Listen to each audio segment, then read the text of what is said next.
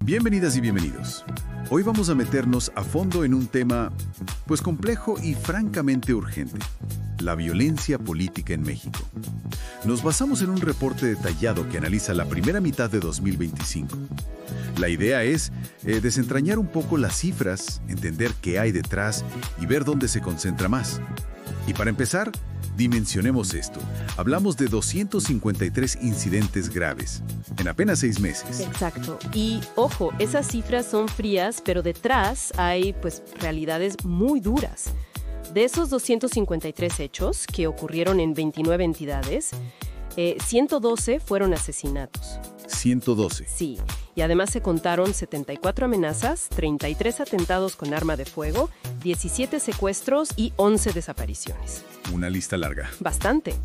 Pero lo crucial aquí, y el reporte lo subraya, es que esto no parece ser aleatorio, ¿sabes? No es caos por caos. Ajá. Lo vinculan directamente con un esfuerzo creciente de las organizaciones criminales por capturar las instituciones. Capturar instituciones. A ver, ¿capturar para qué? O sea, ¿cuál es el fin? ¿Qué buscan con estos ataques? Pues mira, principalmente buscan control.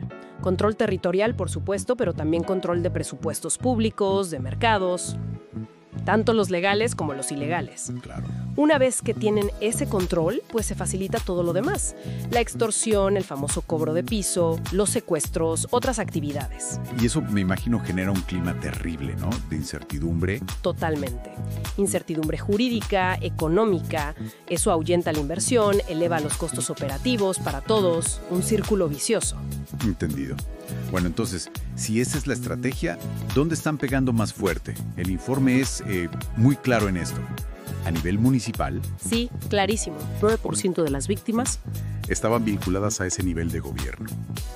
Es un dato que sí llama la atención, ¿no? Totalmente de acuerdo. Son 200 de los 253 casos. Y el análisis sugiere 2 factores clave para esto. ¿Cuáles serían? Por un lado, pues la debilidad institucional que a veces tienen muchos municipios, ¿no? Son más vulnerables. Ok. Y por otro, el interés estratégico que tiene el crimen organizado en controlar precisamente ese nivel. Es como la puerta de entrada. La puerta de entrada para recursos, policías locales. Exacto. Y para asegurar impunidad, que es fundamental para ellos.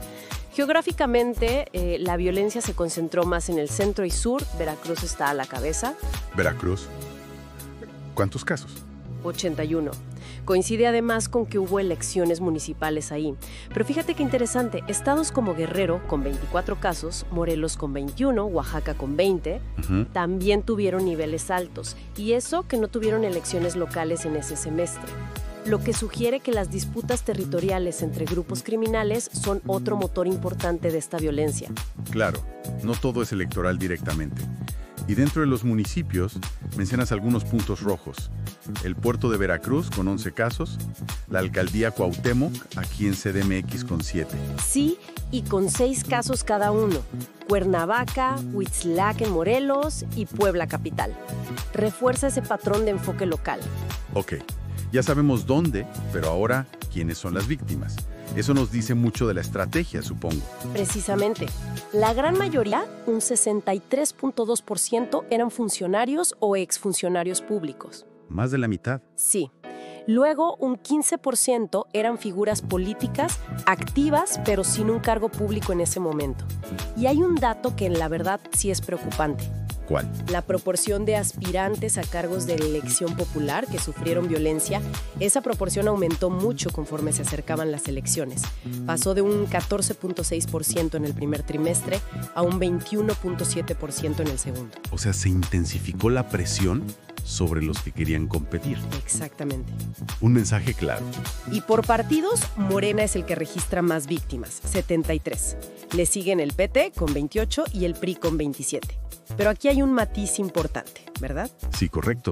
Porque aunque Morena tenga más víctimas, el propio reporte dice, bueno, que esto también tiene que ver con que es el partido con más cargos públicos actualmente. Claro, mayor exposición. Mayor exposición, mayor presencia mediática según el análisis. No es solo la afiliación. Y ojo, el segundo grupo más grande de víctimas, con 69 casos, son personas sin afiliación partidista declarada. Eso también es un dato fuerte. No todos son políticos de partido. Exacto. Amplía el espectro. El reporte también marca una tendencia en el tiempo. La violencia subió al acercarse la elección y en el mes siguiente, sobre todo amenazas y homicidios.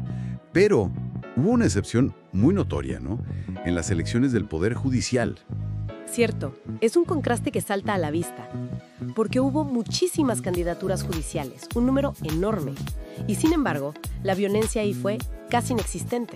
Casi inexistente. ¿Cuántos casos? Solo se registraron 3 casos de amenazas a candidatos judiciales.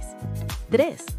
En Guanajuato, Puebla y Estado de México. Nada más. Vaya, ¿qué diferencia con las elecciones políticas? Una diferencia abismal.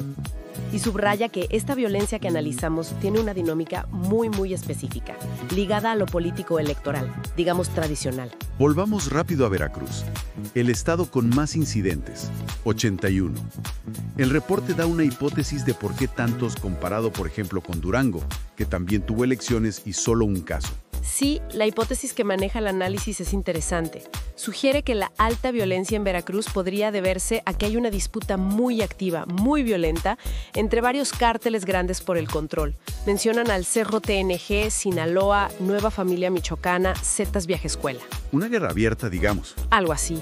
Mientras que en Durango la hipótesis es que podría haber una especie de pax narca, una estabilidad criminal bajo un grupo dominante. Y si hay estabilidad, pues baja la necesidad de ataques tan visibles. Entiendo. Menos conflicto abierto, menos violencia registrada de este tipo. Podría ser. Y en Veracruz, además, la afiliación de las víctimas siguió el patrón nacional. Morena con 26, PT 19, PRI 12. Y se vio clarísimo el pico preelectoral, de 3 casos en enero a 48 en mayo. Impresionante escalada. Sí. Entonces, resumiendo un poco, este análisis del primer semestre de 2025 nos muestra una violencia política muy enfocada en lo municipal, que afecta sobre todo a funcionarios, exfuncionarios y aspirantes, y que está íntimamente ligada a las estrategias del crimen organizado para controlar territorios y economías. Veracruz es un foco rojo clarísimo. Y el contraste con la bajísima violencia en las elecciones judiciales es clave. Exacto, resalta la naturaleza específica de este fenómeno. Y esto es relevante para todos, creo yo, porque impacta directo en la gobernabilidad local, en la seguridad de la gente día a día y hasta en la economía de regiones enteras, ¿no? Sin duda. Es una muestra muy cruda de cómo la criminalidad puede ir minando las bases del Estado y la democracia desde abajo, desde lo más cercano a la ciudadanía. Totalmente. Y justo eso nos deja pensando, ¿no? Nos deja con una pregunta importante para reflexionar hacia adelante. A ver. Si la estrategia criminal está tan enfocada en capturar lo municipal, en los ayuntamientos, ¿qué mecanismos podríamos diseñar para fortalecer desde lo local a esos municipios? Mecanismos que vayan más allá de las respuestas de seguridad tradicionales, que a veces dependen mucho de intervenciones estatales o federales, que no siempre llegan o no son suficientes. ¿Cómo blindarlos desde adentro?